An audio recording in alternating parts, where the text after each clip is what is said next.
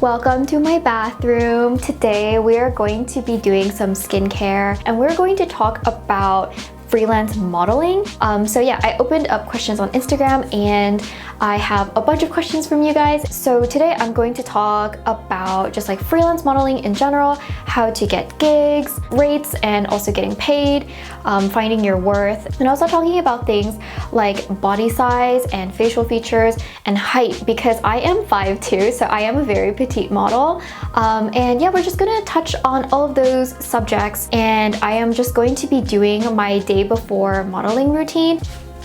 My trusty shower headband. This is gonna look so glamorous. So I'm just gonna like pluck my eyebrows while I start talking with you guys. Let's quickly talk about the difference between being a freelance model and not being a freelance model. It's pretty obvious in the name, but basically a freelance model means that you are not signed with an agency, and so you're just kind of free floating in the world and kind of just like fighting for yourself. There's definitely pros and cons to being in this situation. I think it's good to be picky with representation. You definitely don't want to be taken advantage of, and you don't want to be roped into like however many years under a contract that is absolutely terrible. I think the stars really have to align for you to find a good agency that's the right fit for you, that's looking out for you and your best interests. So I do have management, but that's for me as a content creator, and I don't have management or an agency when it comes to me as a model.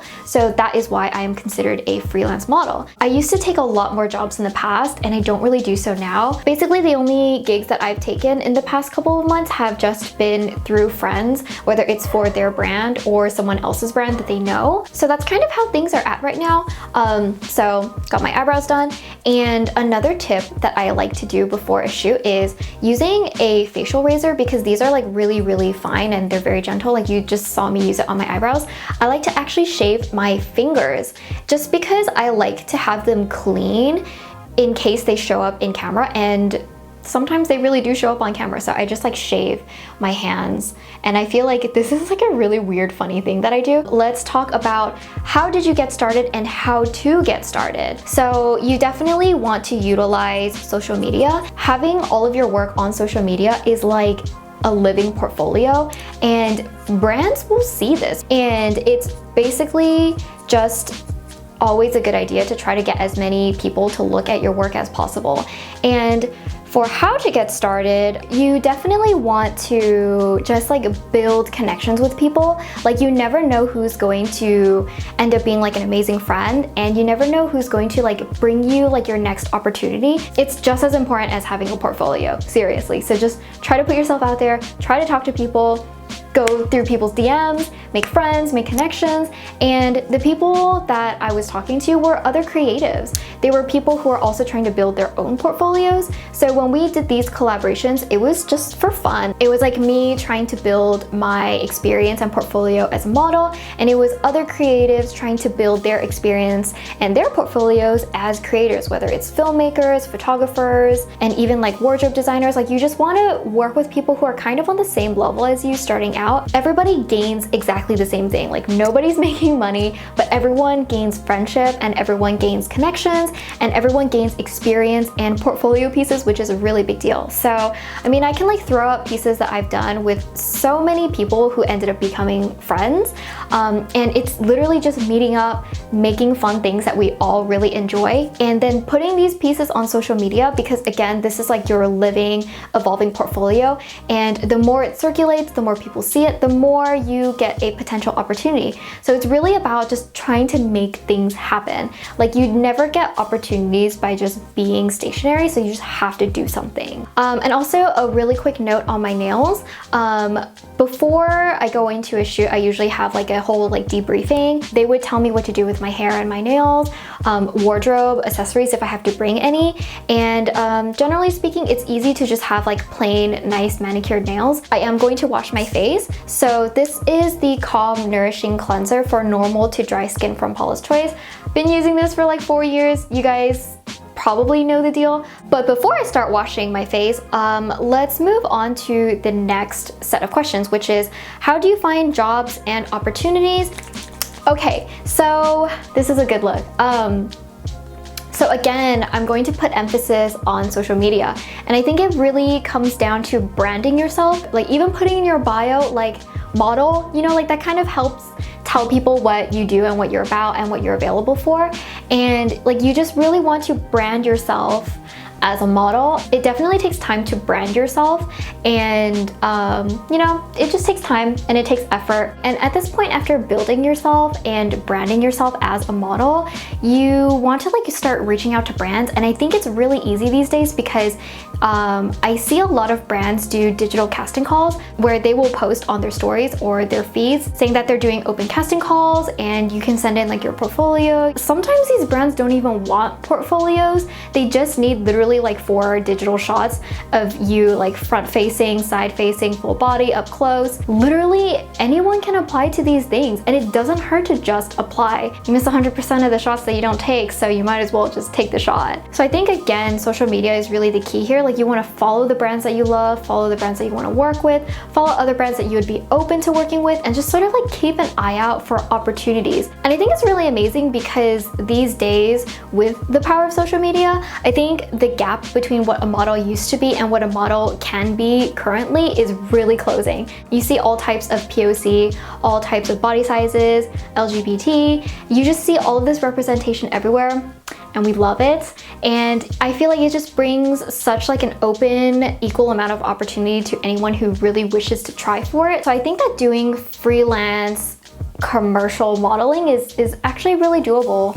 You just have to like really try and just like go for it.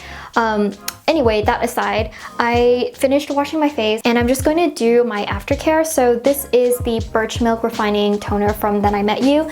Love this product. My favorite skincare product of 2020 probably. It's just really great for easily irritated, sensitive skin that's also acne prone, which is my skin, and it's very problematic. Okay, so as I'm applying this toner, let's talk about the demon topic, rates.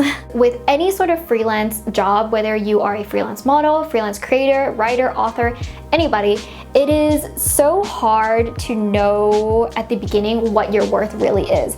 Having a freelance job is literally the worst thing in the world at the beginning because you kind of just like throw your rate into the world, cross your fingers and hope that it just works out for the best.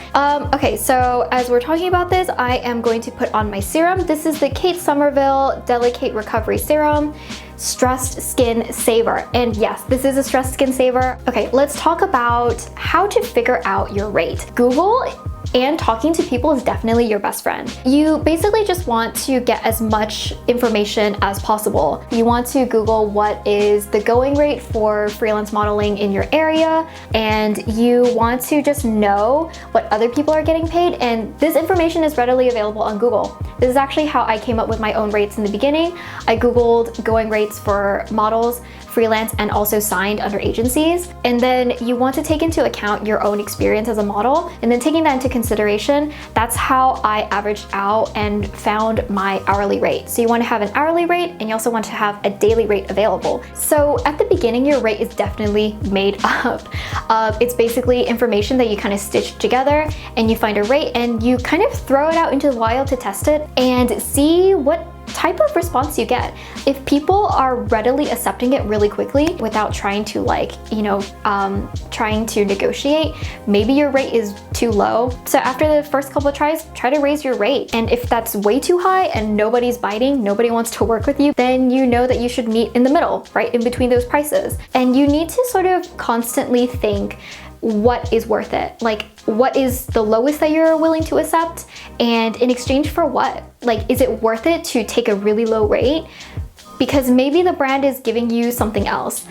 The cursed word, exposure. Maybe the brand is offering you exposure, and maybe it's actually worth it. A lot of the times it's shit because exposure doesn't pay rent.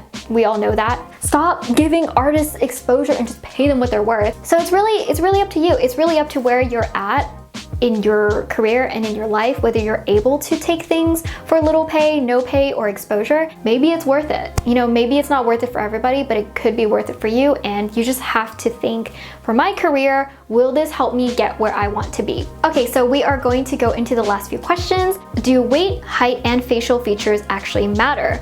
Are there requirements for body size? And how to model if you're a certain height? As I'm talking about this, I'm gonna go into my last step of my skincare routine, and this is the Lala Retro Whipped Cream from Drunk Elephant. Everybody knows that to be a model, there used to be all of these requirements. You have to be tall, you have to be very thin, you have to have like a certain look, and I have to say that in response to your questions, do they really matter? The answer is yes and no. It really depends on what type of model you want to be. Runway models, the expectations for a model are still very much the same as they were many years ago. But for commercial models, no, I don't think those requirements really matter anymore. Just look at the brands that you love and you can see how brands are much more invested in representation. So I do think that all of those like high fashion model requirements are they are irrelevant. They don't really matter anymore. And I think that's great because that gives representation to all types of people and it gives opportunity to all types of people. Especially I feel like when you're doing beauty, like it's not with your body in it, it's just like your face. So it doesn't matter if you're 5 feet or 6 feet. Probably not. These days, it doesn't really matter. Yay, I am done with my skincare routine. I apologize, my bangs are like really fat and heavy right now because I definitely need to trim them. So really quickly, the day of this shoot, I don't do anything. I usually come in barefaced because there would be a makeup artist on set and they, do what they need to do. The day of the shoot, I do not wear sunscreen because if there's a flash, you don't want the white cast, but I usually just use a nice thick moisturizer. So I would use the same one from Drunk Elephant. For my lips, I would just put on like a nice tinted lip balm. So I really like this one from M Cosmetics. This is their newly released lip cushion tinted luminizer. And then the last thing that I would do is to put on like body lotion like everywhere and also a hand cream. I just think that it's really important to make sure that your skin looks like properly hydrated and moisturized because you don't want to look like ashy on camera. So yes, that is it for this video. I hope I answered your guys' questions. I hope that it was helpful. I know there's some things that I was vague about, but it's like, some of these questions it's difficult because there's like no outright answer that just is a straightforward answer and encompasses everything. So I tried my best to just sort of like be helpful and to just like answer the questions as best as I could. So I don't know, I hope it was helpful. I hope you guys enjoyed this video. Thank you so much for sending in your questions. Thank you if you are a patron on Patreon, and yeah, I'll see you guys again next week.